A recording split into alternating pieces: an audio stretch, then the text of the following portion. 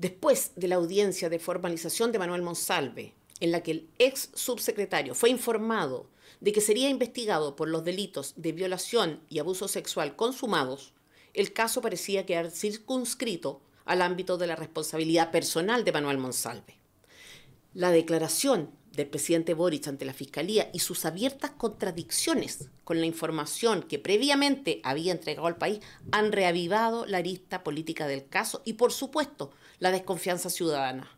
Los nuevos antecedentes vuelven aún más inexplicable la decisión del presidente de mantenerlo en el cargo, cumpliendo además funciones oficiales y, sobre todo, más improbable que realmente no hubiera tenido noticia del asunto antes de que fuera informado por la ministra de Interior. Consta que son demasiados los funcionarios que sabían lo que estaba pasando semanas antes incluso de que ingresara la denuncia, y la posibilidad de que el asunto se mantuviera en reserva parece remota. Más aún si uno de los que estaba al tanto forma parte del círculo íntimo de Gabriel Boric. En este programa pretendemos revisar la cronología de los hechos, lo que subyace a cada uno de ellos y, sobre todo, aproximarnos a la pregunta acerca de qué es realmente lo que ha pasado en la moneda en estos últimos meses. Vamos entonces con la cronología. Bien, primeros 3 días. 3 de agosto de 2024, 9 de agosto y 16 de agosto. El 3 de agosto, el primer contacto laboral entre la víctima y Manuel Monsalve. 6 días después, Monsalve invita a la víctima a tomar un café. Ella piensa que su trabajo está siendo bien evaluado. En otros 7 días más, Monsalve le sugiere usar Signal como medio para comunicarse. A ver, media muy poco espacio de tiempo, son solo 6 días entre el primer contacto profesional y la invitación de Monsalve a un café, que es un encuentro extra profesional, creo yo, a todas luces. Y solo 7 días después ya está buscando Monsalve un espacio de intimidad distinto, o sea, un medio de comunicación como Signal diferente.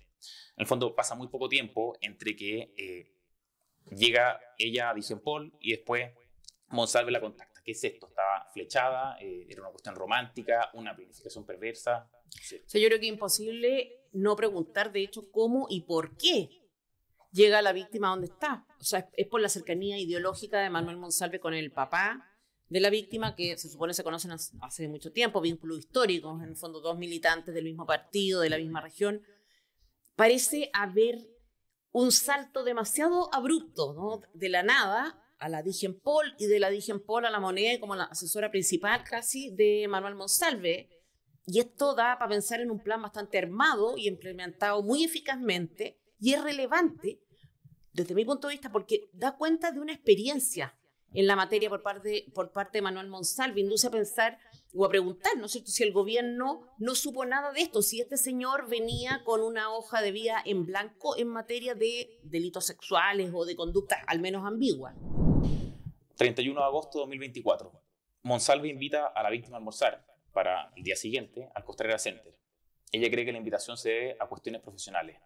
Se dirigen a un parque después del almuerzo. Monsalve le habla de su vida sentimental y la besa en la boca sin su consentimiento. Esto ocurre en menos de un mes desde que Monsalve y la víctima tienen su primer contacto laboral.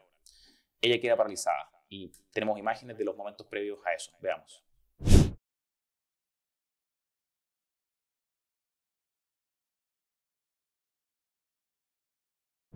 Acá en esto, en el almuerzo, tenemos detalles que quizás son muy relevantes. De hecho, para los efectos de que el Ministerio Público justificara la orden de detención contra Monsalve, da a conocer antecedentes relativos al consumo de Manuel Monsalve, del subsecretario, y de la víctima en las 2 instancias sociales, que se le puede decir que compartieron, el almuerzo del 1 de agosto y el del 22 de septiembre. Exacto. Y quiero darle detalle a la comida, esto lo voy a leer porque es bastante. Miren, michelada, Manuel Monsalve.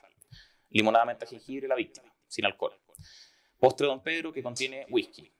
Cerveza Gross, 2 pisco sour clásico, 7.400 pesos cada uno. Café americano, expreso doble y 2 pisco sour clásicos más. En total, casi 90.000 pesos pagados en efectivo por Manuel Monsalve. Sí, esto no deja mucho espacio para pensar en una reunión de trabajo, nosotros en un restaurante, con el señor vestido de anteojos oscuros y jockey, sin escolta. Y bueno, si la reunión es de trabajo, obvio, ¿no? ¿Por qué este nivel de consumo de alcohol? Estamos hablando del subsecretario de Interior, no del Seremi de Bienes Nacionales de Ñuble. Entonces, ¿qué hace Manuel Monsalve a menos de un mes del inicio de la relación laboral comentándole la vida sentimental a la subordinada. ¿Para qué decir, no sé, esta velocidad de la primera aproximación íntima sexual? Vas de nuevo lo mismo, o sea, parece la conducta de un depredador cazando a la presa, que hace uso y abuso de sus escoltas, de su sistema de seguridad, de sus subordinados, de los gastos reservados, de su tiempo, para fines muy distintos a aquellos que su función exige, en el fondo. Sí, y lo de las escoltas que mencionaste al principio y ahora al final, yo creo que es muy relevante. O sea, ¿qué pasa con los escoltas? ¿Por qué Manuel Monsalve anda sin escoltas? O sea, ¿cómo es que entiende Monsalve el rol de los escoltas? Acá parece ser que lo ve como un privilegio suyo en vez de algo que está asociado a la autoridad o para proteger la autoridad, el cargo en abstracto. Claro, algo que se elige así, claro, con mayonesa o sin. ¿No? Exacto, no, o sea, las escoltas tienen que ir. Y lo otro extraño también, asociado al tema escolta y a las prerrogativas que están asociadas al cargo, es el pago en efectivo. ¿Ya? Aquí hay que investigar, hay que ver si se trata del uso de gastos reservados efectivamente. Ya la Contraloría lo está investigando porque el subsecretario Cordero, ahora el nuevo subsecretario Interior, solicitó a la Contraloría que investigara y fueron a la subsecretaría. Y si es que estas comidas, por ejemplo, o los taxis fueron pagados con gastos reservados, sería inaceptable. Ya, porque hay que entender acá, los gastos reservados ya están regulados por ley, la ley 19.863, y están destinados al cumplimiento de fines específicos de la función. Ya no es para cualquier gasto, tiene que ver con orden público, con seguridad interna, externa, inteligencia, contrainteligencia, o sea, no son para cualquier cosa. ¿Ya? Y el uso, en fondo, distinto al que la ley prevé, está estrictamente prohibido, es una infracción a los deberes funcionarios, etc. Ya no se puede usar tampoco para campañas políticas, para partidos políticos, para pagar a organizaciones gremiales, nada de eso. ¿Ya? Y además, no los tienen todos los órganos. Ya lo tiene, por ejemplo, Presidencia, Interior, Relaciones Exteriores, DIFROL, que es la límite, frontera y límite, Defensa Nacional, las Fuerzas Armadas, las policías y la ANI. O sea, no es que se pueda hacer cualquier uso, ni cualquiera puede hacer cualquier uso con los gastos reservados. Bueno, yo en ese sentido esperaría de la derecha una propuesta concreta en este tipo de cosas, en todas estas derivadas que aparecen de pronto. Por ejemplo, de los gastos reservados como una institución que, desde mi punto de vista, al menos no deberían existir. O sea, yo no entiendo qué es realmente lo que se paga. O sea, temas de inteligencia, ¿qué está pagando? ¿Detectives privados? Estamos hablando finalmente, ¿no es cierto?, de plata ajena que se puede gastar sin rendir cuentas. Entonces, yo no sé, o sea, de hecho tú mencionas esto, tú dices ya se puede usar para esto, para lo otro, yo no me imagino ejemplos concretos, no sé tú. Sí, ¿no? Y hemos tenido contactos con autoridades de gobierno y se nos ha hablado, hemos tenido contactos de FNM de gastos que uno dice, ¿debiera ser esto realmente un gasto reservado? Hablan de pago a portuarios, organizaciones portuarias, a organizaciones de camioneros. Una especie de coima de la autoridad. Exacto, al mundo privado. Gastos reservados de inteligencia o de seguridad interior, entonces, en fin.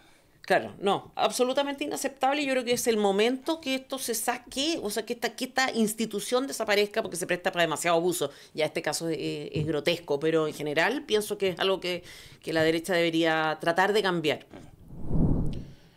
1 de septiembre de 2024. Gabriel de la Fuente, el jefe de gabinete de Monsalve, contacta a la víctima y le anuncia lo siguiente. Primero, un cambio de funciones y de lugar de trabajo. Pasa de la Digenpol a la Moneda. Cambio de funciones que supone cumplir con lo siguiente, con la obligación de acompañar a Monsalve en sus actividades, incluida salida a regiones, hospedarse en su mismo hotel, tomar desayuno, almorzar y comer con él. Y le anuncia también un aumento en sus remuneraciones de un 28%, pasa de ganar 2 millones cerca de 200.000 pesos a 2 millones cerca de 800.000 pesos, es decir, más de 600.000 pesos adicionales. Poco prácticamente, bueno, en fin. En fin, yo creo que algo que lo que pasó no se puede poner en valor. Según la tercera, el jefe de gabinete ha dicho que esta promoción, todo este cambio que describimos, estaba planificada desde agosto. Bueno, yo creo que esto es más bien una evidencia o evidencia para suponer que en realidad acá hubo premeditación. O sea, ¿por qué este cambio de funciones? ¿No es cierto? ¿Qué tiene de especial la víctima a ojos de Manuel Monsalve para tener esta función? Y poco el tiempo que había pasado. Claro, o sea, no estoy negando los méritos porque obviamente no lo sabemos, ¿no? Pero había comenzado hace 30 días la relación y esta persona pasa a ser parte de la vida personal, del círculo más estrecho de Manuel Monsalve. Entonces uno está obligado a preguntarse qué pretendía en el fondo. Y si no había nadie o otra persona que pudiera cumplir estas funciones. Ya hay bastante funcionario público en el gobierno, ¿no es cierto? El jefe de gabinete, los asesores de prensa, no hacen precisamente lo que se supone que hacía ella. Entonces, también de repente da la sensación de que acá se pueden crear cargos a capricho, que no pasa nada, y en fin. Lo otro es que las condiciones de esta nueva posición pueden haber servido, ¿no es cierto?, para que la funcionaria pensara que esta invitación en día domingo era parte de sus obligaciones, y claro, prácticamente le faltaba... Y por eso asistir, por cierto. O sea, claro. quizá uno, si le invita a un jefe una invitación el domingo, la primera reacción en un cargo normal, ¿no?, esta naturaleza, sería no asistir, decir, oye, no, o alguna excusa poner y no quedar incómoda en la relación laboral, pero ella asistía seguramente porque así eran las condiciones. Claro, o sea, las condiciones eran como de incondicionalidad 24/7. Sí, ¿no? Y la explicación del jefe de gabinete de La Fuente, Gabriel de La Fuente, yo no sé qué buscaba. Que esto estaba planificado, claro, que esto planificado estaba pensado agosto, de antes. como si eso justificara un poco o lograra explicar todo esto. Ya yo no sé de qué manera decir que la promoción estaba planificada le resta importancia o incidencia en el asunto. Yo creo que grava. Es que, a ver, en agosto es cuando se contacta con ella. ¿Ya? En agosto le sugiere Signal. En agosto tienen su primer encuentro fuera de la oficina. En agosto Monsalve se aproxima el beso sin consentimiento a ella por primera vez. O sea, yo no sé cómo esta explicación de que, oye, en agosto se planificó, morigera la responsabilidad de Monsalve o hace ver como que este cambio de funciones no tiene nada que ver con Monsalve. Yo, la verdad, no sé. Y más allá, si los hechos previos a la comisión del delito dan para presumir premeditación, que es lo que comentábamos recién, llama la sensación un poco la impunidad con la que se mueve Monsalve. ¿Ya? O sea, lo que decíamos, la besa sin consentimiento, le cambia las funciones, oye, sube el sueldo, o sea, te quiero cerca. O sea, avanza sin dudar y sin tener ningún obstáculo, por lo visto. Entonces uno dice, esto que dices tú de la impunidad, o sea, no teme una denuncia por acoso o abuso sexual después de darle un beso sin que ella consienta.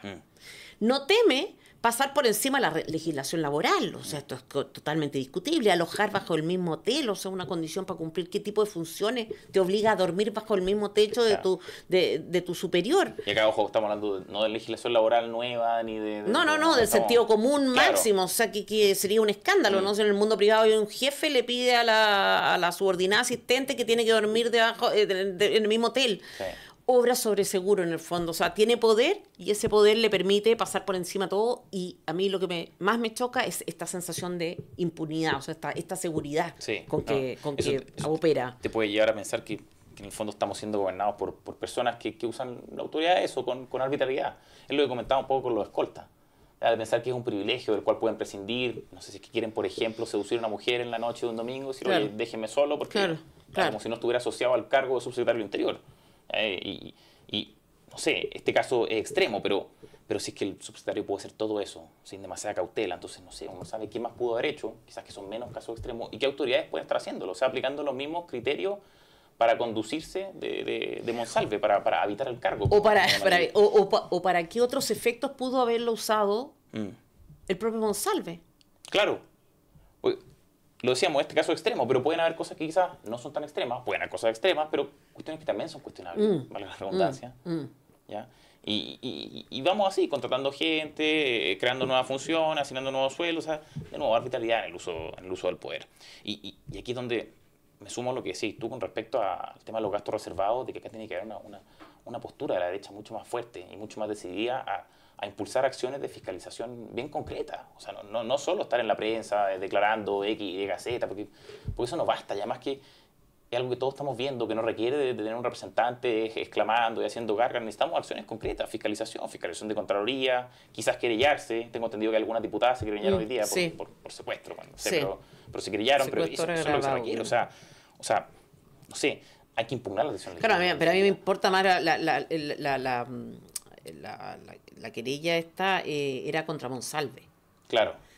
A mí me preocupa más el sistema hoy día. ¿Te fijas? Porque el caso Monsalve ya se está investigando. Claro, pero Monsalve ya está en Contraloría, ya está en Fiscalía. Esto de ver que tú puedes cambiar personas de trabajo, que tú puedes traer a cualquiera, bueno, este no es el caso, me refiero a otros funcionarios del gobierno de Boric. No pasa nada, tú asumas funcionarios y está todo bien. A mí esto me parece muy extraño, no sé. En definitiva, una cuestión un poco más profunda, como de proyecto político, de sistema. Sí. 22 de septiembre de 2024, domingo 22. A las 18 horas, Monsalve pasa a buscar a la víctima a su domicilio. La lleva al restaurante Ají Seco Místico. Le dice Monsalve a la víctima que ella lo inspira y ofrece pagarle un curso de inglés. Ella rechaza la oferta. La víctima consume 2 vasos y medio de pisco sour Catedral, 330 ml cada uno, Monsalve paga una cuenta por la suma de 114.000 pesos. Vamos a ver más detalles de la comida. Recordemos que los detalles de la comida fueron utilizados por la Fiscalía para sustentar la solicitud de orden de detención.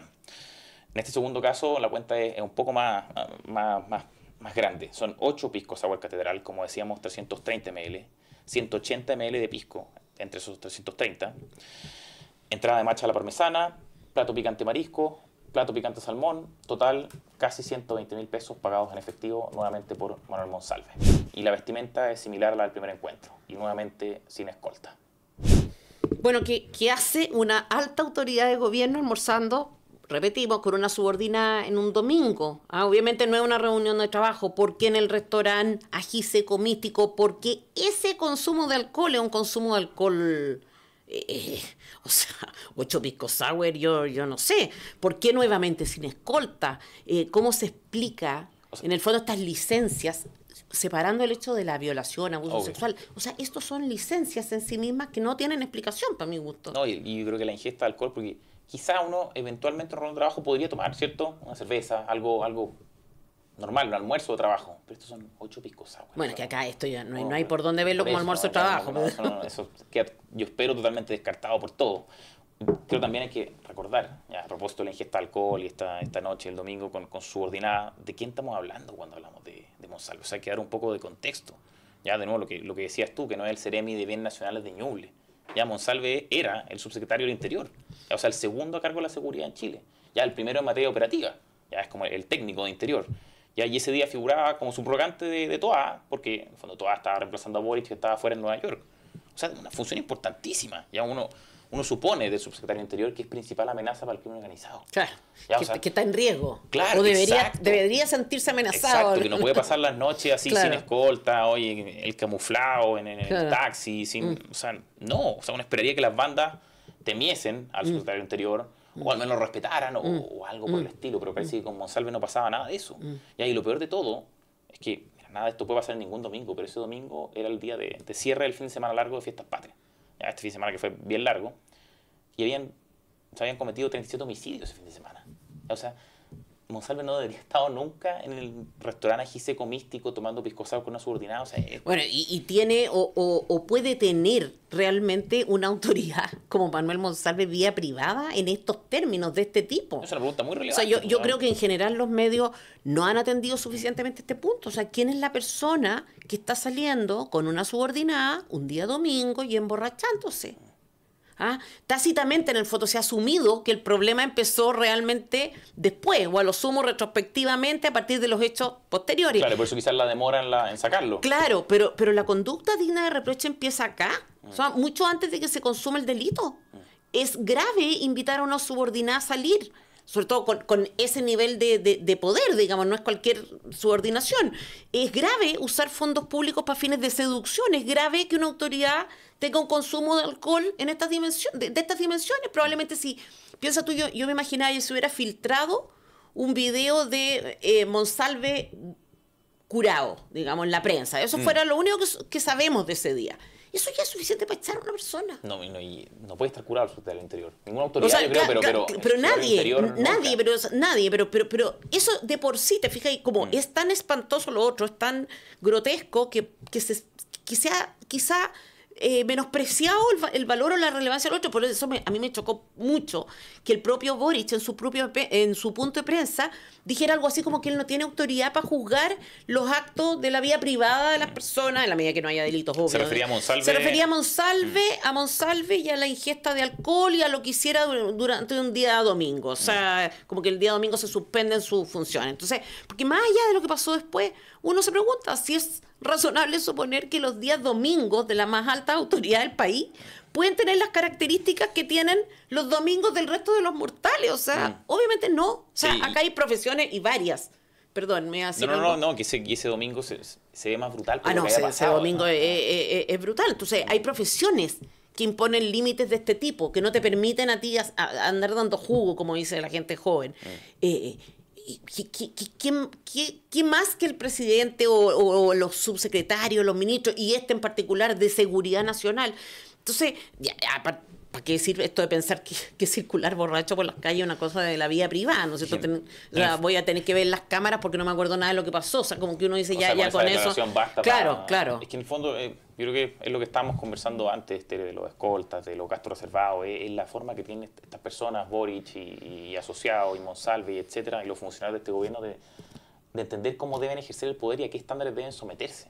Ya como que piensan que siguen pudiendo mantener su vida de persona natural, de privado, de que se pueden desdoblar. Ya como que después de las 6 son Gabriel Boric, persona natural, que va al estadio a ver a la Católica y sale en bici por Vespucio y no sé, carretea a las 11 y llega al otro día a las 11. No, son es como cuando te dicen que hacen campaña fuera de horario de horario de jornada laboral. Claro. Entonces que eso justificaría, por ejemplo, que Boric estuviera con, no sé, con Plumero haciéndole campaña ahora al gobernador no sé cuánto, al candidato a gobernador. Es que yo creo que no se dimensiona el nivel de poder que uno adquiere una vez que llega a las oficinas estatales.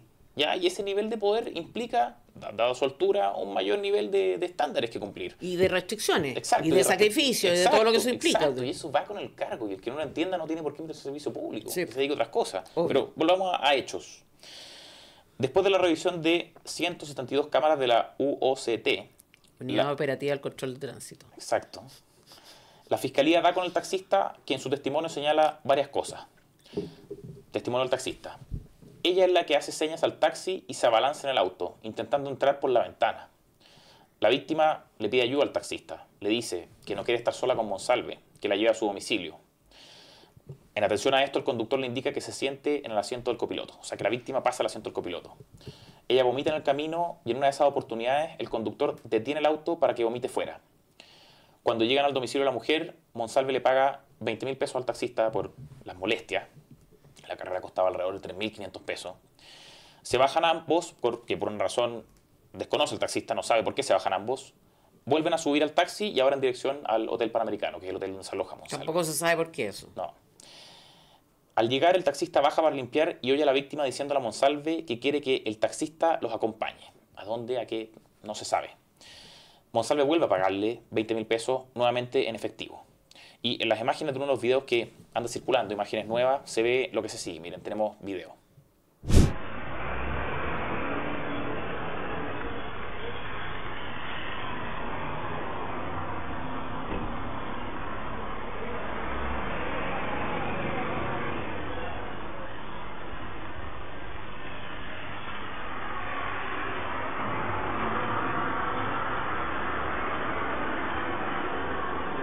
A ver, lo que se ve en el video es ella en estado de evidente confusión. Camina hacia la calle por donde transitan autos. Él en buen estado, la saca de la calle y la empuja hacia el interior del auto. O sea, está claro que está en un estado de confusión impresionante, pero también al mismo tiempo a mí me llama la atención, a propósito de los testimonios, que tiene una clara y en ese sentido lúcida percepción de riesgo. O sea, a pesar de su estado de aparente embriaguez de evidente embriaguez, confusión, ¿no es cierto? Digo aparente embriaguez porque no sé si es embriaguez. ¿No? Claro, podría estar drogado, claro, qué sé yo, pero el estado de confusión está claro, ¿no es cierto? Y uno dice, bueno, pero detecta o está con cierto sentido de alerta, peligro, necesidad de escape, o sea, se abalanza al taxi, pide ayuda al conductor, se baja, huye, pide que la vuelvan a tener. Entonces, desde mi punto de vista, estas dos cosas confirman en el fondo el delito, o sea, un acto sexual sin que mediara consentimiento, o sea, sin que pudiera mediar consentimiento dado el estado de la denunciante. Y acá yo quiero insistir en la perversión de la conducta. Se consuma una violación con una mujer completamente borracha o inconsciente, en el fondo, o prácticamente inconsciente, sí, que expresamente manifiesta su rechazo y temor a la idea de estar con él. Y además que se encuentra en un estado degradado, o sea, una persona vomitada. Sí, o sea, eso de la perversión, yo no sé cómo es que nadie tenía antecedentes sobre lo que es capaz este personaje, o sea, sobre lo que puede llegar a ser Monsalve. Fijémonos en el papel que juega él en este trayecto en el taxi. ¿Ya? Su subordinada sale, aparentemente ebria de esta reunión de trabajo, aparentemente ebria porque podría estar drogada, no lo sabemos. Sí. Y parece que él solo se limita a pagar las lucas por las molestias, ya 20 lucas, después otras 20 lucas, una carrera de 3.500 pesos. ¿Ya? El taxista el que se encarga, el taxista que le dice, oye, vente acá, el taxista es el que limpia, o sea, no sé, Él hace notar su testimonio al taxista que él le trata de pedir ayuda a Monsalve para que lo ayude a limpiar y él De que el no taxista hace trata de nada. pedir ayuda a Monsalve, Sí, Monsalve sí, se queda... sí. Claro. No, y la posibilidad de que, además de que Monsalve estuviera totalmente borrado esa noche, que es la tesis que le ha planteado, él se lo dice al presidente, etcétera, es la tesis también de la defensa judicial, es bien discutible. Porque como acciones, a diferencia de las de la mujer, que son de nuevo como de sentido de alerta, como de Claro, una como mínima instintiva. instintiva, las de Monsalve son para el taxi como si nada, por Claro, partida doble, porque esto son 20 lucas, después la otra claro, 20. claro. Entrega direcciones, porque entrega esta dirección, este primer lugar a donde llegan, Sí. después la de su hotel. Acude en auxilio de la víctima cuando la víctima sale hacia la calle y en el fondo viene en auto, ¿ya? Y baja las escaleras, porque cuando llega al hotel, él tiene un problema con la tarjeta de su hotel. ¿Ya? Y baja de nuevo a pedir, a comunicar el problema y a pedir otra tarjeta. O sea, hay racionalidad al parecer, La tesis, sí, o sea, o no hay funciones inconsciencia o sea, total claro, funciones cognitivas más complejas. que las de la mujer, Sí. evidentemente. Y acá es muy raro en ese sentido, desde mi punto de vista, que estén usando esta estrategia de defensa, de que el señor no se acuerda de nada, porque es demasiado fácil demostrar lo otro. O sea, incluso fíjate que le da eso. Paga plata, se da cuenta que hubo molestia, paga el mismo monto. Bueno, en fin, son actividades como complejas desde... Bueno, Sí, en fin. que la vamos a revisar. Démosle. 23 de septiembre de 2024. La víctima no recuerda nada de lo ocurrido después del restaurante. Despierta sin ropa en la cama de Monsalve, también sin ropa, con manchas de sangre, olor a vómito y huellas de golpes en el cuerpo. Le dice a Monsalve que se siente mal. Él le da 2 pastillas y a los pocos minutos consuma un acto de abuso sexual. Monsalve se aproxima a ella y abusa. Ella se niega y se va del hotel. Ese día lunes, ninguno de los dos va a trabajar porque él le dice a ella que una actividad que tenía fue suspendida. A ver, ambos aparecen sin ropa en la cama del hotel de Monsalve. ¿Ya? O sea, al parecer no habría mayores dudas de la relación sexual entre Monsalve y la víctima, sino que las dudas estarían radicadas en la existencia o no de consentimiento de la relación sexual.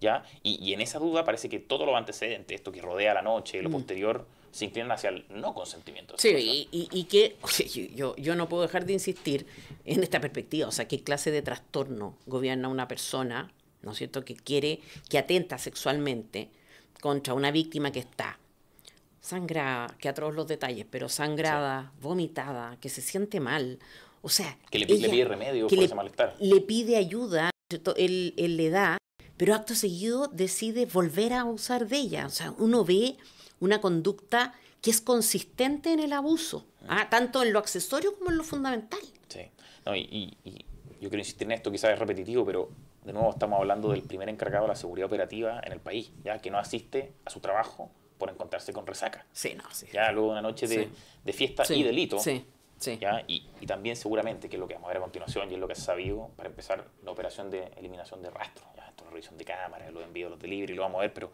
en fin, ¿qué tenía que hacer Monsalve ese día? Y esto también es como elocuente de su conducta. La pega de Monsalve otro día no era cualquier trabajo. Habíamos dicho, venía del fin de semana largo.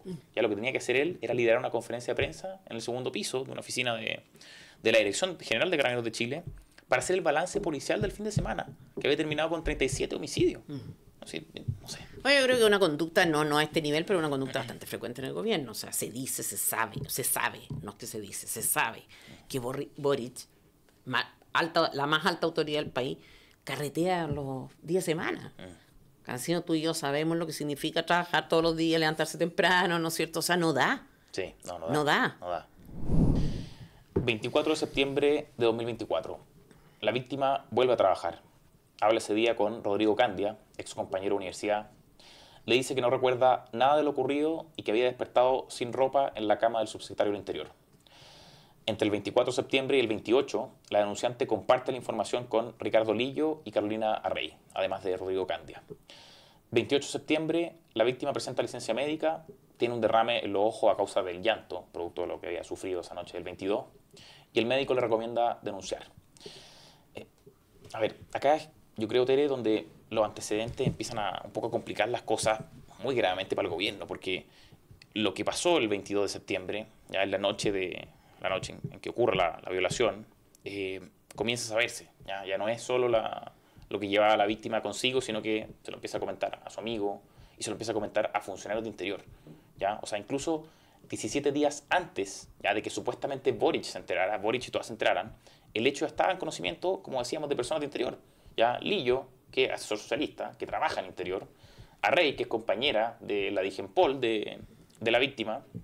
Entonces, no sé, yo creo que cabe preguntarse razonablemente cómo es que Boric o todavía no se enteraron antes. ¿Cómo esa información no llegó a su oído? No, 17 días, ¿no? Un día antes 17 días. Yo lo veo imposible. Desde el punto, por otra parte está esto de que Lillo y Arrey se enteran de lo ocurrido y desde ese punto de vista, considerando que son funcionarios públicos, pesa sobre ellos el deber de denunciar lo sucedido. O sea, cualquier funcionario público está obligado a denunciar un delito, ¿no es cierto? Quizá en ellos uno puede tener cierta indulgencia. No, o sea, yo creo que acá puede que no lo hayan hecho, sería lo razonable pensar que pudieron priorizar la amistad y la confianza con la víctima antes que el cumplimiento de la obligación funcionaria. No, la propia víctima puede no haber querido en una de esas que alguien denunciara. Sobre todo considerando eso. Sí, probablemente. O sea, uno puede esperar que no se cumpla con esa obligación funcionaria cuando se trata de amigos de la funcionaria víctima. Sí, pero como amigos uno no entiende en todo caso, o no le cuesta creer que no hayan a su vez hecho algo a nivel interior, no a nivel de fiscalía, digamos, claro. O sea, no pero a nivel de gobierno. A la sede penal al tiro, sino que moverlo dentro de Interior. Claro. Sigamos con hechos. 2 de octubre, la víctima se reintegra al trabajo. Es el día de su cumpleaños. Participa de una reunión sobre presupuesto a la que también asiste Monsalve. Él, Monsalve, la cita a su oficina y le dice no recordar nada de lo ocurrido. Ella es clara al señalar que no ha consentido una relación sexual. Él la reconduce en esta conversación insistentemente al tema de el riesgo que este episodio podría representar para su carrera política. Los días posteriores trata de contactarla en reiteradas oportunidades, vía Signal, y le deja también llamadas perdidas. Ese mismo día, la víctima celebra su cumpleaños en un almuerzo al que no va todo el equipo cercano de Interior. Ya, cuestión que es extraña para el resto de los funcionarios porque en general los almuerzos son con equipo completo. Y a ese cumpleaños asisten Rodrigo Lillo, Ricardo Lillo, que ya sabía del asunto, Ilse Sepúlveda, otro personaje, y Catalina Rey. Les cuenta parte de lo ocurrido y les dice que no consintió la relación. De nuevo, insiste. Ya no son 2 las personas que saben, ahora son 3 los que saben. Yo lo que no entiendo... De Interior, de Interior, porque está también Rodrigo Candia. Yo lo que no entiendo es por qué el contacto y la insistencia de Monsalve con la víctima se detiene por 10 días. O sea, tú dices en este plazo entre la noche de la violación y el cumpleaños. Sí, pues 22 de septiembre de octubre. Claro, hay unos días que son de licencia, otros que no. O sea, hay algo extraño porque se suponía que la denunciante tenía deberes de 24/7 con él. Claro. ¿Por qué solo se dirige a ella cuando se encuentran en una reunión de presupuesto, ya cuando ella se reintegra? Sí, no, el día de su cumpleaños además. Oye, de nuevo la pregunta cae de cajón, ¿ante qué tipo de personaje estamos? ¿Ya? Porque el testimonio de la denuncia dice, oye, Monsalve me llevaba constantemente al tema de su carrera política, de cómo podía impactar lo que había pasado o no había pasado, porque él dice que no se acuerda de nada, entonces no sabemos qué pasó, pero cómo podía impactar eso en su carrera política. ¿Ya? O sea, yo no sé qué sentido tenía de más comunicarle Monsalve a ella su preocupación sobre la carrera política. Ya, no sé, yo creo que eso quizás podría entenderse como una forma de amedrentamiento, de amenaza soterrada. Es como, oye... O al menos miedo respecto de una posible amenaza, por lo tanto... Claro. Está claro que hay algún sentimiento ahí de culpa o de preocupación. Si denuncias, se acaba mi carrera. Y si por esa denuncia se acaba mi carrera, bueno, no sé.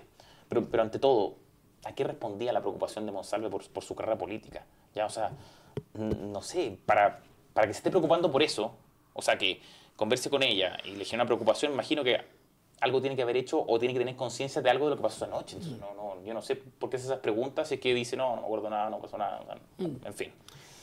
Ahora, es bien difícil, hay que insistir en esto porque yo creo que esto es la novedad casi de esta semana, ¿no? Que esto no se haya sabido. Incluso por Boric y por Toa. O sea, la víctima decide celebrar su cumpleaños de manera más privada, si se quiere, pero invita a 3 personas. Lillo, Arrey y Sepúlveda, y les comenta lo ocurrido. Sí.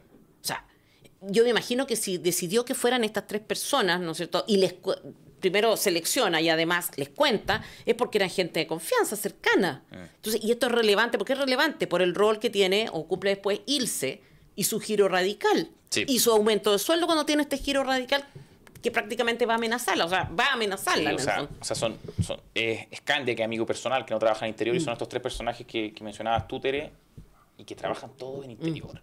Trabajan todos en Interior, algunos en cuestiones de comunicaciones, entonces, no sé, una u otra razón los debe haber llevado a denunciar, ¿ya? O sea, con 3, 4 personas aumentan mucho las posibilidades de que la noticia se esparza, ¿ya? Y además, insisto, son 14 días, ¿ya? Más o menos entre 14 y 17 días entre que se empieza a esparcir la noticia, ¿ya? Y Boric y Toá declaran haberse enterado. Ya, o sea, es mucho tiempo para que la noticia se masifique. En fin, yo creo que es un poco inverosímil que Boric y Toá se hayan enterado recién el 15 de octubre. 10 de octubre de 2024. Ilse empatiza. La periodista la habría instado a denunciar la situación. Le aconsejó además ir a terapia para soltar el evento traumático e ir olvidando lo ocurrido. Hay versiones de prensa que indican que fue este día en el que Monsalve informa del hecho a parte de su equipo. Otras dicen que fue al día siguiente, el 11 de octubre. Monsalve ese mismo día ordena revisar las cámaras del hotel. Día siguiente, del 10 al 11 de octubre, Ilse cambia drásticamente de actitud.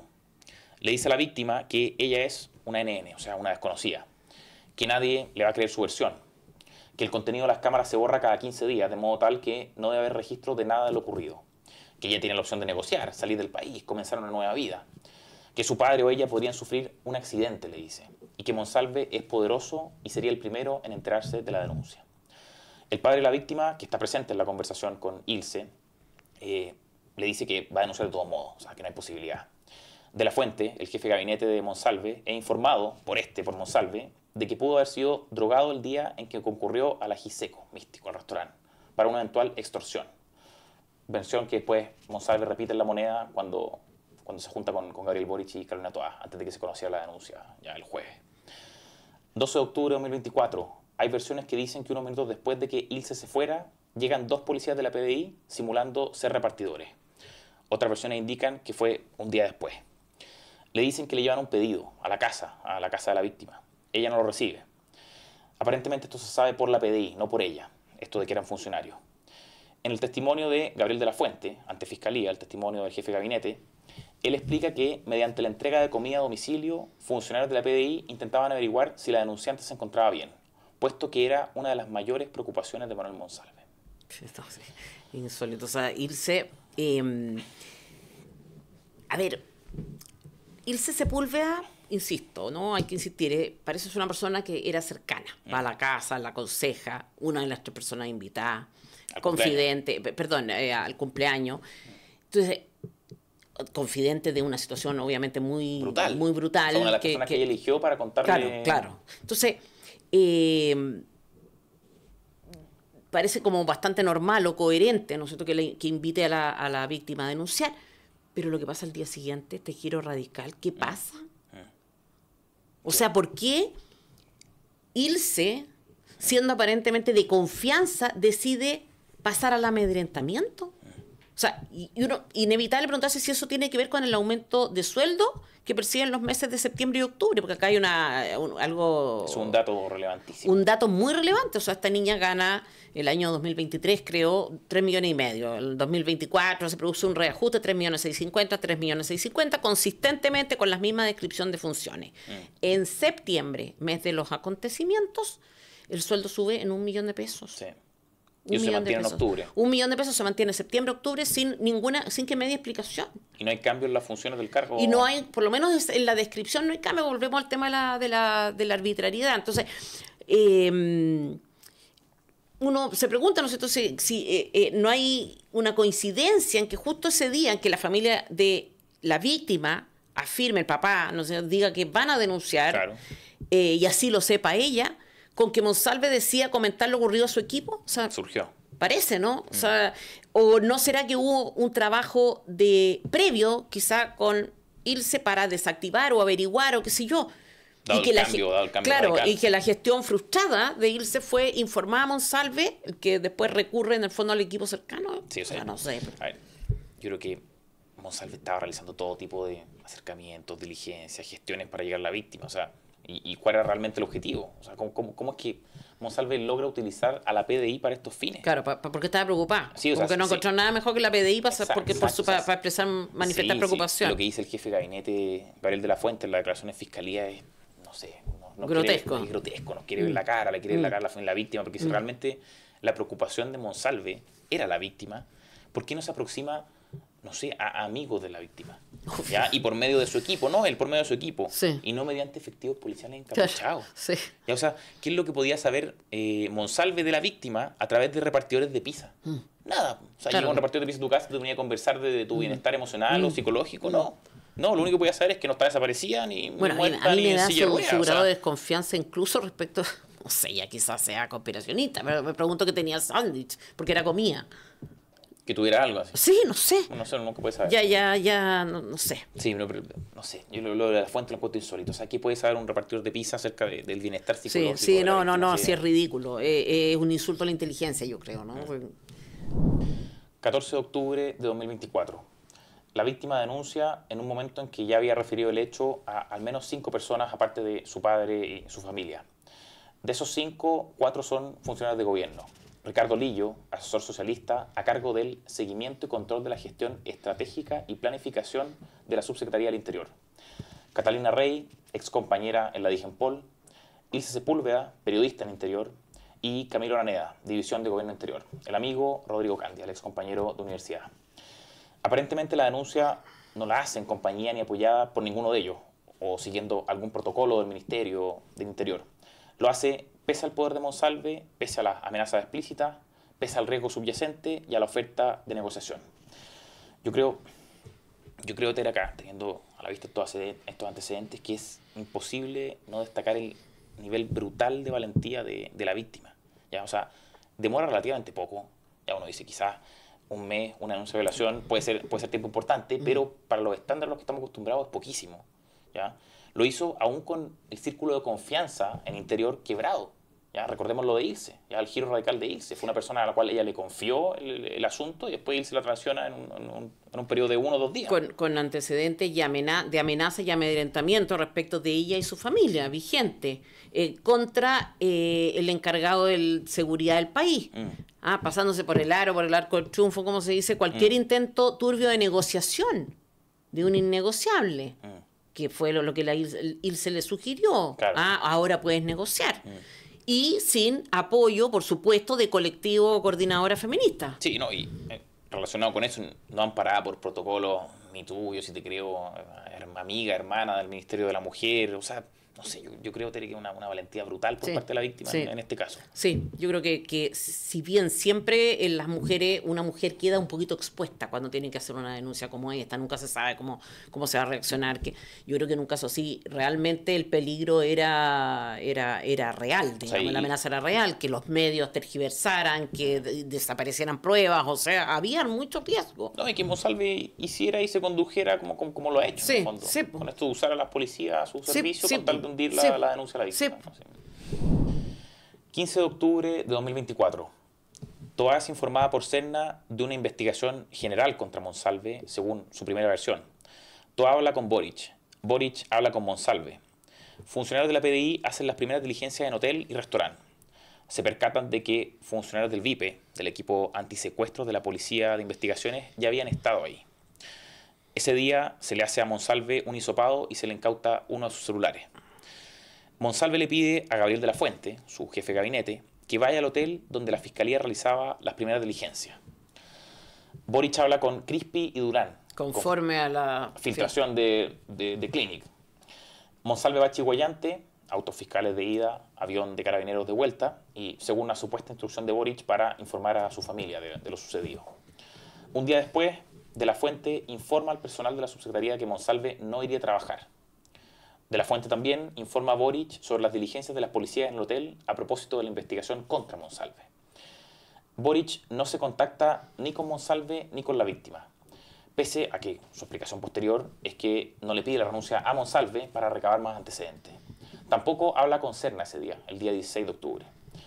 Ese día el subsecretario viaja a Concepción, por encargo de Boric, decíamos, a informar a su familia de la denuncia. A ver, yo creo que acá las consideraciones son transversales, o la opinión es transversal y se repite, ¿no? Que la decisión por parte del gobierno de postergar la salida de Monsalve es inexplicable, ¿no? El problema es que Boric y Toa han incurrido en contradicciones tan graves, que permiten suponer que la cuestión de si sabían o no y cuánto está completamente abierta. O sea, eso de que tuvieron información general Eso lo dice toda expresamente, lo vamos a ver. Toda expresamente. Eso de recabar antecedentes parece, a la luz de lo ocurrido después, una flagrante mentira nomás. Sí, y si bien, si pensamos eso, Tere, o sea, si nos ponemos a analizar esas cosas, esas igual son cuestiones posteriores, ¿ya? O sea, acá, un paso antes, Monsalve le comunica a Boric que no se acuerda de nada. Eso le dice, no me acuerdo de nada. Ya que estaba borrado el domingo 22 de septiembre con una subordinada, con la cual se despierta desnudo en su cama de hotel. O sea, ¿qué más le faltaba a Boric ya para despedir a Monsalve en el acto? Ya, o sea, que le reconoce de nuevo, andar moviéndose borracho por Santiago Centro, en taxi, sin escolta, siendo su secretario. O sea, no sé si eso no merece despido inmediato. Acá hay un tema de, o sea, efectivamente, qué tipo de cosas, qué tiene que pasar para que los despiden. Yo ya lo que no entiendo bien es si no hay algún protocolo respecto a las relaciones afectivas con subordinados a nivel del Estado.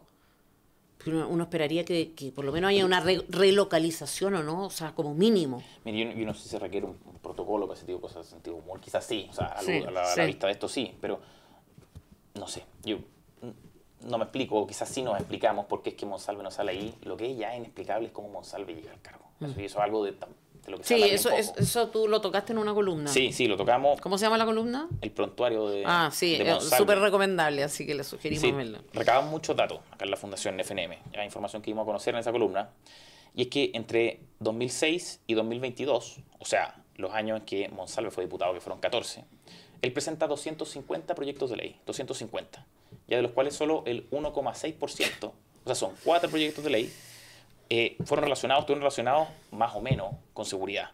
¿Ya? Miren, lo enumeramos rápidamente. Reservar una porción del espectro radioeléctrico para que sea utilizado por organismos de seguridad pública y de emergencia. Bueno, pero eso es lo que se encuentra. Regular el uso de cámaras y registros audiovisuales por parte de la policía en sus actuaciones.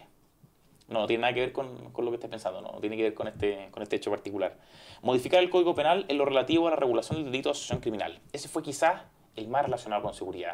¿Ya? Pero que eran penas más bajas que tenemos hoy día, o sea, la legislación que iba a quedar desactualizada de inmediato. Y establecer normas de protección a favor de funcionarios de carabineros que denuncien irregularidades y faltas al principio de probidad. O sea, tengo una duda ahí. La razón con seguridad es bien discutible. No, pero, o sea, tú fuiste bien generoso. Sí, muy generoso en la estadística. Sí, regular, a ver, cuando dices tú regular el uso de cámaras y registros audiovisuales por parte de la policía, ¿eso fue en el contexto de qué? ¿De septiembre de 2019? El caso Catrillanca. Ya, perfecto. Todo eso hecho. Ya, perfecto. Ese tipo de uso de cámara. Lo más, yo recuerdo cosas que mencionaste también en tu columna respecto de los proyectos que vamos a llamar de antiseguridad. Espérate, una pausa. Sí, o sea, un dato corto. Sí. Fuimos generosos en asignar esos proyectos como de seguridad. Ya, pero el punto es que ninguno de esos ni siquiera terminó en ley. Se quedaron en meros proyectos. No, sí, es impresionante. Y lo que decías tú en la columna le vamos a recordar a nuestros telespectadores. 2 intentos por derogar la ley antiterrorista. Este listado de proyectos de proyectos antiseguridad. Sí. Restringir la competencia objetiva de los tribunales militares, que ya están bastante limitados. Modificar el derecho de reunión, denominado en la época como derecho a manifestarse. Esto sí es del 2019, ¿no es cierto? Para eliminar la necesidad de obtener autorización previa para llevar a cabo manifestaciones. Y además para prohibir a las fuerzas de orden y seguridad pública, por regla general, el uso de armas o dispositivos de disuasión de manifestaciones en contra de los manifestantes. Ya sabemos cuáles eran las manifestaciones, cómo eran los manifestantes, para que, o sea, que lo proponga ahí es una cosa particularmente grave, ¿no? Sí. No es que tuviera un movimiento hippie, digamos, de gente tocando con guitarra por la paz del mundo. Estamos hablando de delincuentes, terrorismo, en fin. Y hay uno en beneficio de los acusados por delitos de la ley de seguridad del Estado. Que pudieran votar en los plebiscitos de entrada. Sí, que la primera línea, que los presos de la revuelta pudieran votar en los plebiscitos. Y los privilegios penales y procesales en favor de indigenistas. También es... No sé. Ese tema es brutal.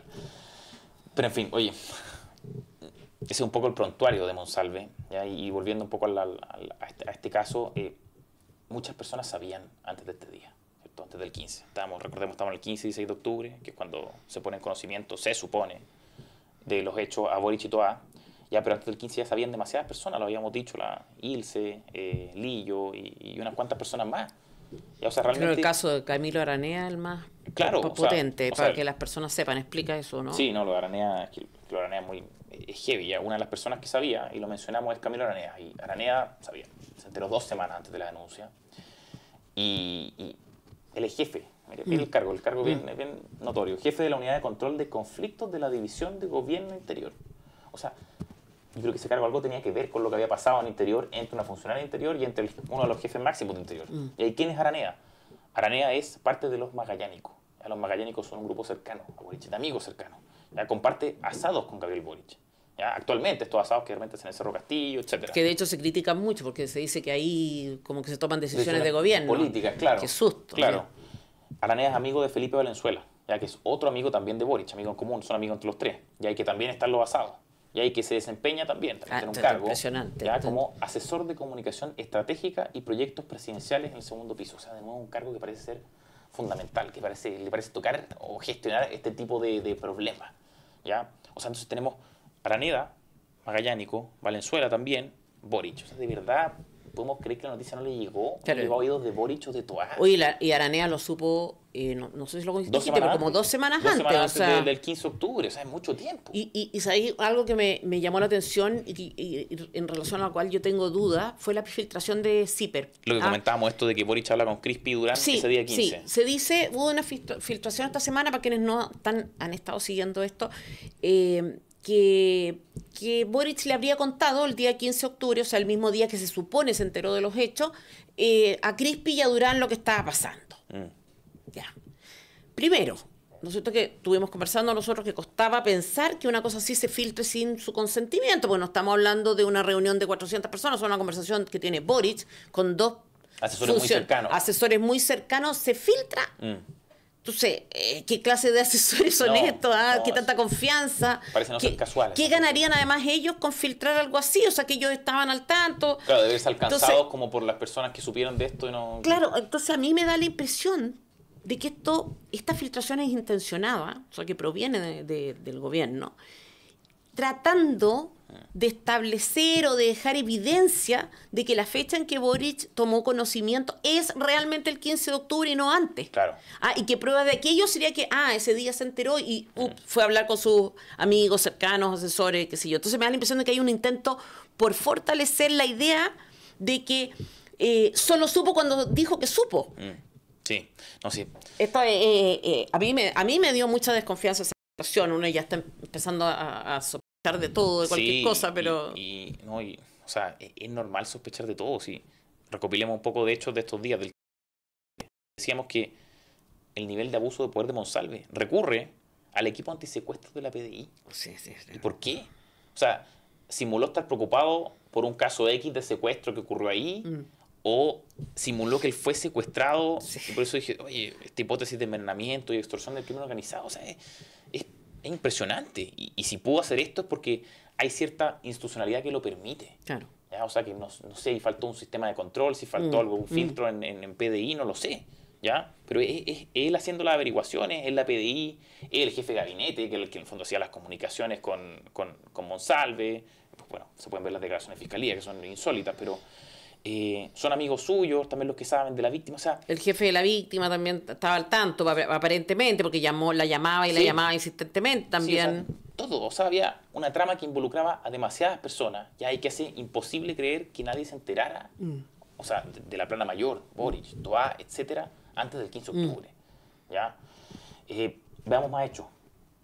Porque esto sigue. Esto es 15, 16, 17. Monsalve viaja desde el sur hacia Santiago en avión institucional. Aterriza desde el sur, en Santiago, en la Comisión de Presupuesto. ¿Ya? Sigue trabajando en el Congreso. Pese a la denuncia, continúa en su trabajo como subsecretario. Al mediodía del jueves, La Segunda publica la noticia. Leo, el 14 de octubre ingresó una denuncia en contra del subsecretario Manuel Monsalve por abuso sexual. Luego el Ministerio Público corrige, lo informa por La Segunda y señalaría que la investigación es por violación. Horas después, Monsalve renuncia a la Subsecretaría del Interior y afirma su inocencia con la moneda de telón de fondo. Veamos. He presentado mi renuncia al presidente de la República. Tengo la absoluta convicción de que no he incurrido en ninguna conducta constitutiva de delito. Bueno, la verdad es que uno dice, ¿qué hacía Monsalve trabajando como subsecretario? O sea, estaba haciendo una presentación en el Congreso y dice, no, es que el tema del presupuesto era muy importante, entonces tenía que estar ahí, no había otra opción. O sea, trabajan no sé qué cantidad de funcionarios en el gobierno, cada uno tiene 200 asesores y no puede, fíjate que es indispensable. Entonces, todo parece indicar que solo sale este señor por la filtración de la prensa. Hoy día, yo en su minuto pensé que no. Hoy día yo creo, hoy día yo estoy más cercana a esa idea, o a que al menos pretendían armar un entramado antes de que se fuera. Porque, por otra parte, hay una inconsistencia acá, porque Monsalve le asegura a Boric su inocencia, y pero... lo dice también en el video que acabamos de ver, dice, afirma su inocencia. Sí, afirma su inocencia, pero no recuerda nada. O sea, entonces, si no recuerda nada, ¿qué tipo de certezas puede tener de su inocencia? ¿Y qué pasa si, además, con el gobierno?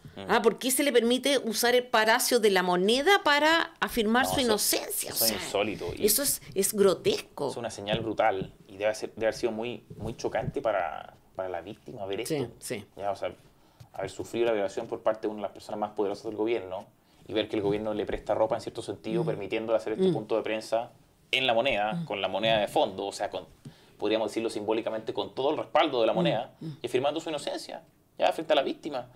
Ya, o sea, no sé, lo que decías tú, ya, no me acuerdo de nada, pero soy inocente. Claro. Bueno, en fin. Bueno, aunque en el fondo estaba borrado, eso es como la línea de defensa. Sí, no, y es absurdo, porque el hecho de estar borracho así, por decisión propia, no te liberas ipso facto de las consecuencias de tu borrachera, de lo que estás estando borracho. O sea, de hecho... Y menos de haberse puesto en esa condición. De hecho, pero por supuesto. Siendo subsecretario. O sea, primero, la borrachera no lo lleva a uno a hacer cualquier cosa, ¿no es cierto? Además. O sea, uno no se convierte, no sé, en un pedófilo porque está borracho. O sea, Además. Ya, eso para empezar. Segundo, bueno, es cosa de la ley Emilia, o sea, el hecho de estar borracho, matar a alguien, es un agravante. Claro. O sea, no es un atenuante. Entonces, es impresionante que se use esta línea argumental. Es como muy... Bueno, en fin. 18 de octubre de 2024. Boric habla con Serna, que, según una filtración, le comenta los delitos investigados.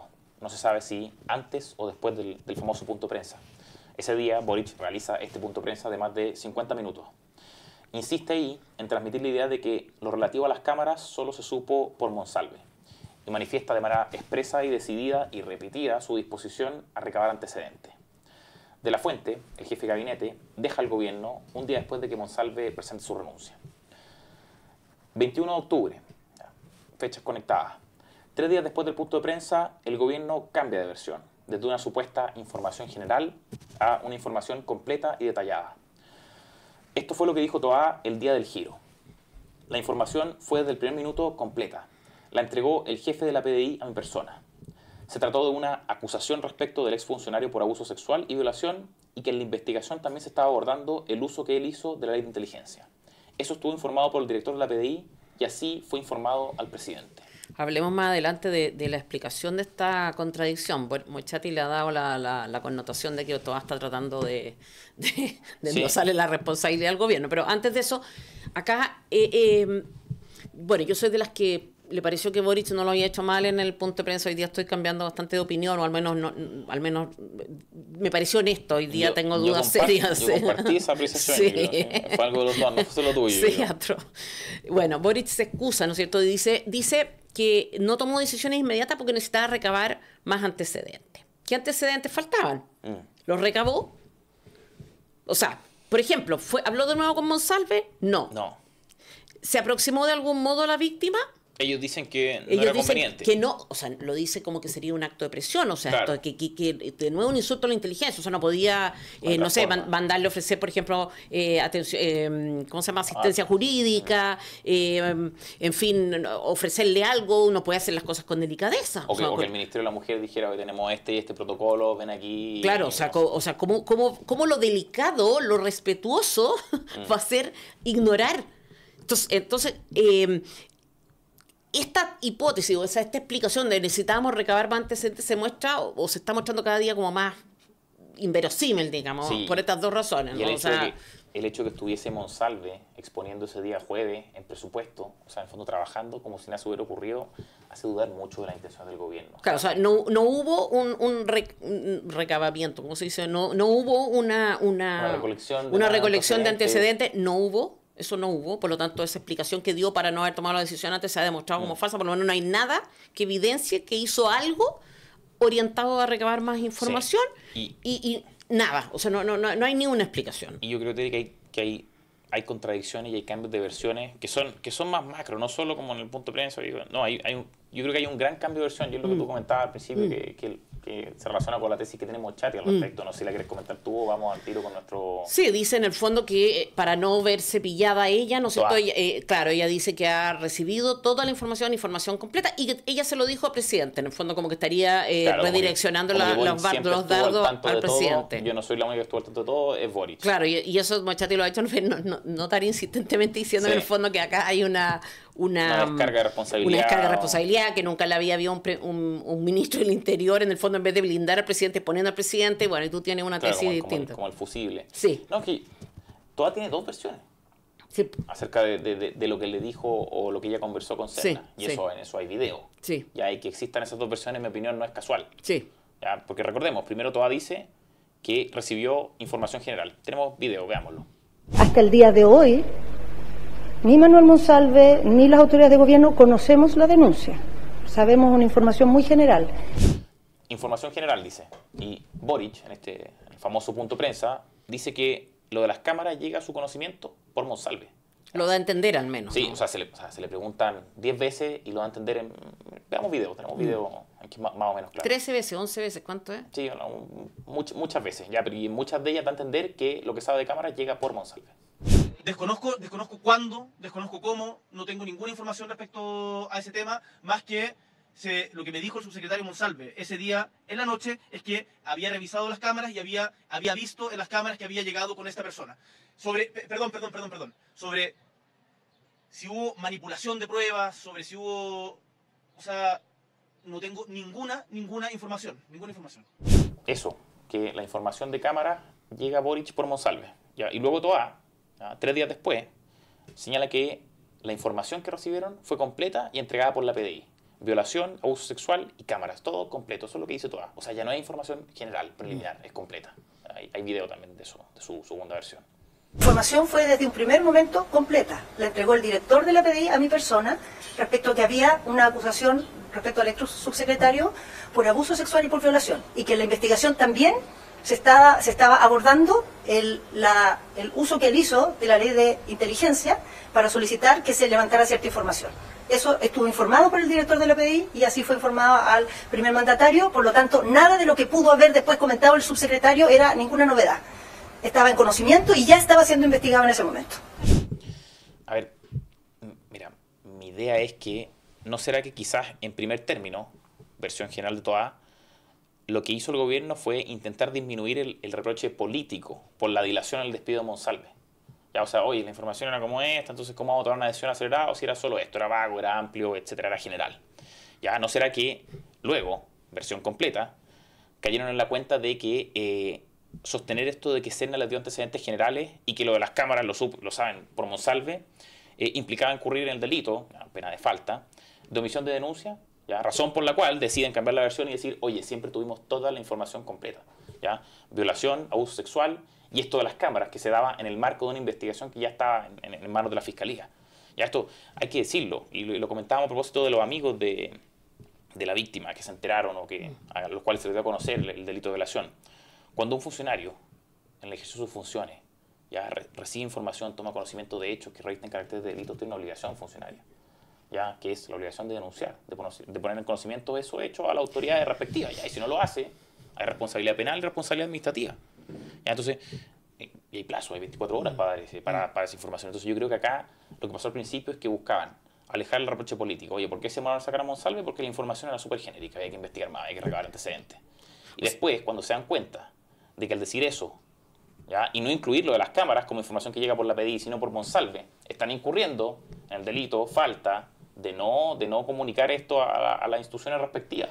Dicen, oye, siempre lo supimos todo. O sea, tú lo que, la tesis tuya, ¿no es cierto?, es que el foco de la primera explicación, o sea, de la explicación inicial, estuvo puesto en dar explicaciones a la opinión pública. Exacto, o sea, política, a la oposición. Claro, en justificar al máximo la dilación de despido de Manuel Monsalve, o sea, de su justificar cargo. el comportamiento que tuvieron con Monsalve. Claro, en el fondo, ya. Y en la Fiscalía, en cambio, la preocupación sería más bien jurídica. Que es una explicación, o sea, es una explicación que tú consideras, yo la considero inteligente, pero no sé si creo que sea cierta.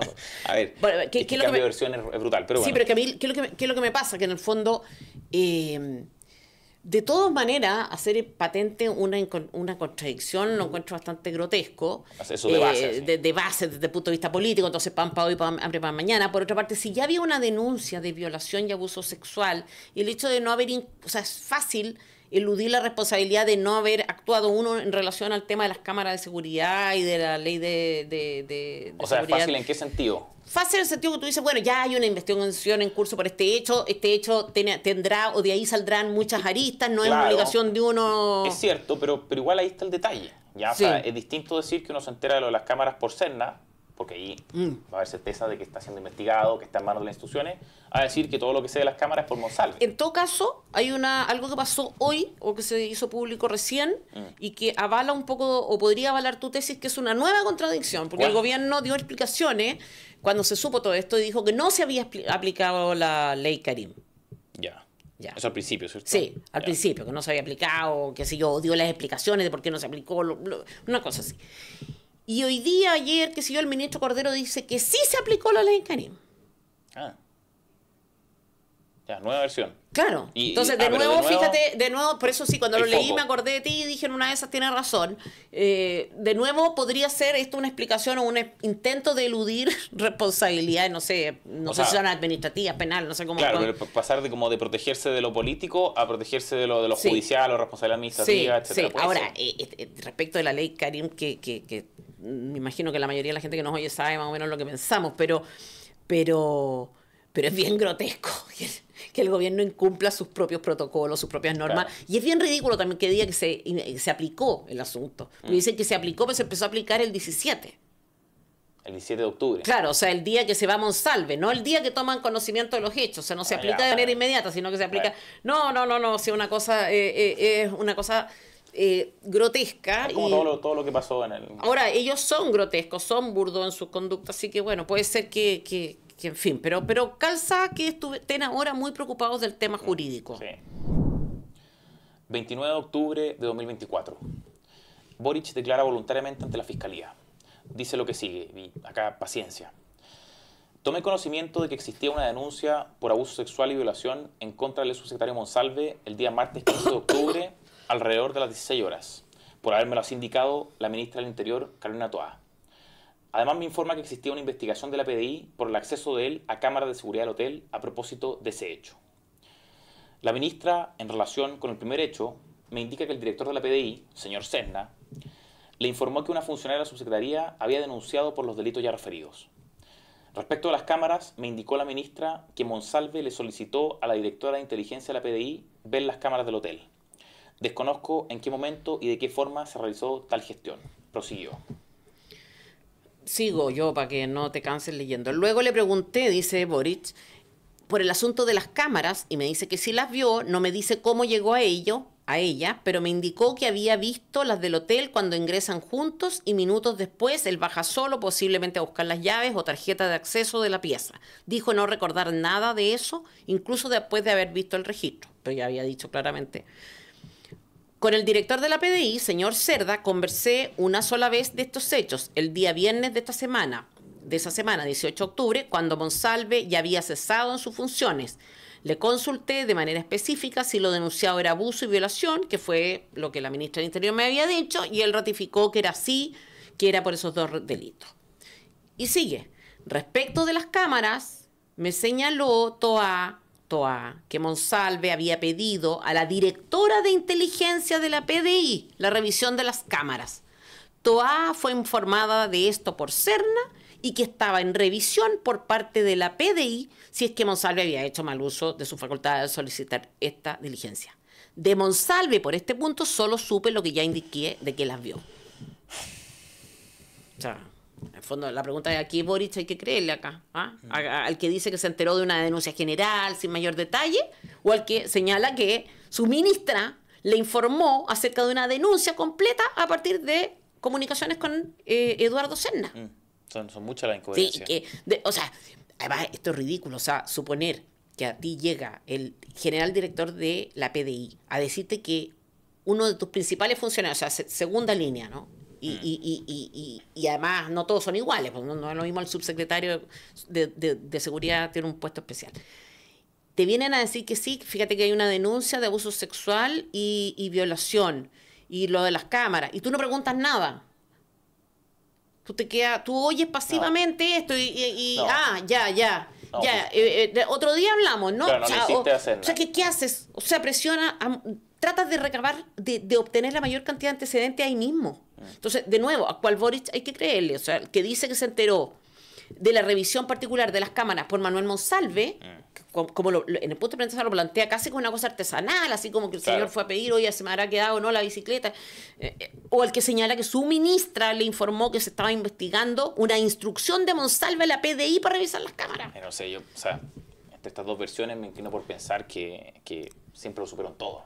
Siempre lo supieron todo y que dado que ahora están frente a la fiscalía, no quieren correr el riesgo de cometer perjurio, ¿ya? Que es otro delito. Entonces, por eso a mí me parece que lo más creíble es que siempre supieron por Serna toda la información, y que es inverosímil esto que decías tú recién, de que llega el director general de la PDI y te dice, oye, funcionario de Interior, subsecretario, está siendo investigado por delitos sexuales, y tú dices, ya, oye, nos vemos el Vamos a café buscar, mañana. no, además vamos a buscar antecedentes. Nosotros, que no Sí. somos... Ustedes Claro. son la PDI, los que investigan, los que tienen mayor acceso a toda la información, pero nosotros vamos a recabar antecedentes. ¿Cuáles? Sí, no, sí. Por eso, yo creo que lo creíble es que la segunda versión de la Fiscalía, es la verdad y siempre se supo todo.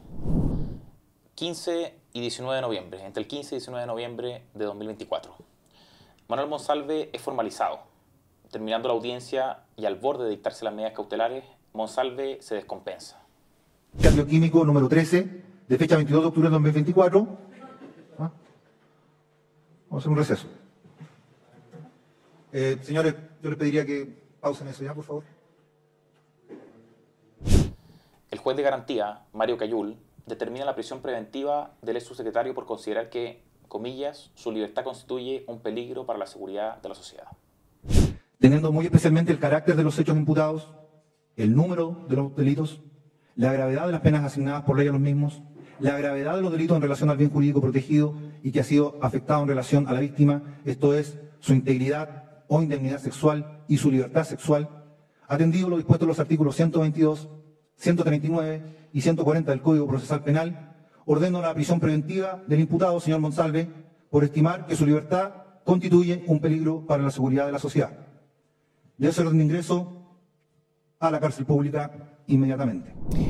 Hay algo que a estas alturas parece indiscutible, y es que el gobierno engañó a los chilenos. Boric incurrió en contradicciones patentes en su declaración ante la Fiscalía si se compara su contenido con las explicaciones que unos días antes había dado en un extenso punto de prensa, dando a entender que la información que inicialmente recibió tuvo un carácter mucho más general del que realmente tuvo, tanto en relación al delito por el que el ex subsecretario estaba siendo acusado, como por la investigación que él mismo había instruido realizar a las policías. Que el ánimo no fue de transparencia, sino engañoso, parece hoy algo difícil de cuestionar. Y el gobierno enfrenta hoy el deber de dar muchas más explicaciones a los chilenos de las que ya tenía pendientes. Y esas explicaciones tienen que ver con una cuestión gravísima, que va bastante más allá del error, con la verdad.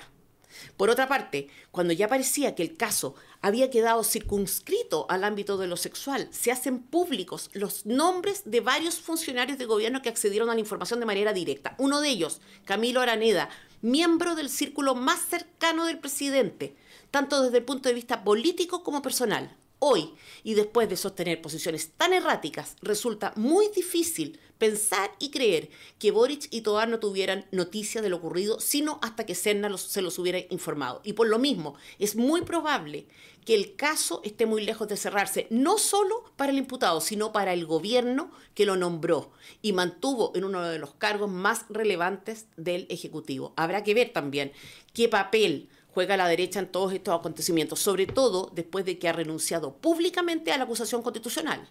Por de pronto, es de esperar que tenga un papel importantísimo y ponga todas sus atribuciones al servicio de la investigación y que contribuya decididamente a esclarecer el asunto en la perspectiva indiscutiblemente política que él tiene. Por otra parte, parece haber llegado el momento de revisar ciertas prácticas que hasta ahora nadie parecía discutir. ¿Qué es realmente un funcionario de confianza? ¿Una persona que ocupa el cargo en virtud de la amistad o de lealtades personales? ¿Cómo debe responder un gobierno que tiene a cargo de la seguridad nacional a alguien que termina develándose como un abusador? No solo en el ámbito sexual, sino respecto de todas las facultades que el cargo le confería.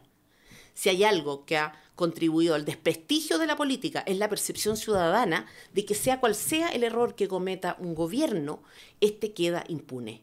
Si un caso como este, la responsabilidad política, no tiene un costo realmente significativo, no sé en cuál podría tenerlo, ni sé cuándo la confianza podrá recuperarse.